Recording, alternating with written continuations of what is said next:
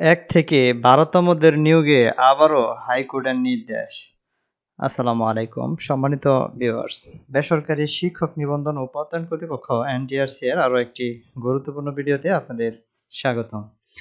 Viewers, যারা ১ থেকে ১২তম নিবন্ধন প্রার্থী রয়েছেন, তো আপনাদের নিয়োগের বিষয়ে হাইকোর্ট থেকে যে নির্দেশনা হয়েছে, তো আজকে আমরা আপনাদেরকে এই সম্পর্কে বিস্তারিত কিছু তথ্য জানিয়ে দিব, যেটি আপনাদের জন্য খুবই গুরুত্বপূর্ণ। সেক্ষেত্রে অবশ্যই সম্পূর্ণ দেখার চেষ্টা করবেন। আর যারা নতুন যুক্ত হয়েছেন, চ্যানেলটি সাবস্ক্রাইব করে ভিডিওটি শেয়ার দিয়ে লাইক দিয়ে রাখবেন, যাতে পরবর্তীতে সকল আপডেটের নোটিফিকেশন পেয়ে যান।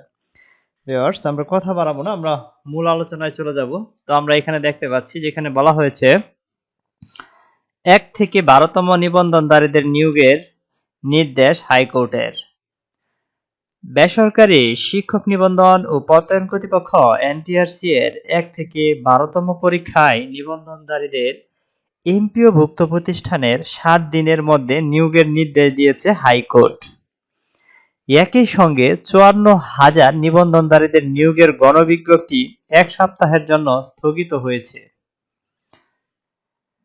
আপনারা দেখতে পাচ্ছেন যে এর আগেও ৭ই মার্চ বেসরকারি শিক্ষক নিবন্ধন ও প্রত্যয়ন কর্তৃপক্ষের ১ থেকে ১২তম নিবন্ধনধারীদের এমপিওভুক্ত প্রতিষ্ঠানে নিয়োগ দিতে হাইকোর্টের নির্দেশ দেওয়া হয়েছে।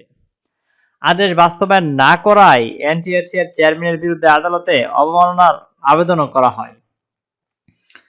তো এই বিষয়টি আপনারা দেখতে পাচ্ছেন যে হাইকোর্ট থেকে ১ থেকে ১২তমদের নিয়োগের নির্দেশনা দেওয়া হয়েছে এবং দ্রুত বাস্তবায়নের জন্য এনটিআরসি এর চেয়ারম্যানকে অবমাননা করা হয়েছিল, এবং হাইকোর্ট থেকে এই নির্দেশনা দেওয়ার পরেও এনটিআরসি এরা তারা এই বিষয়টি নিয়ে কাজ করেনি, যেটি ১ থেকে ১২তম নিবন্ধন প্রার্থীদের জন্য খুবই দুঃখজনক একটি বিষয়। তো আমরা আশা করতেছি যে করেই হোক আমাদের নিয়োগ দ্রুত বাস্তবায়ন করতে হবে এবং ১ থেকে ১২তম নিবন্ধন প্রার্থী আমরা যারা রয়েছি তাদেরকে যৌথভাবে কাজ করতে হবে। তো পরবর্তী আপডেট জানতে অবশ্যই চ্যানেলটি সাবস্ক্রাইব করে আমাদের সাথেই থাকুন।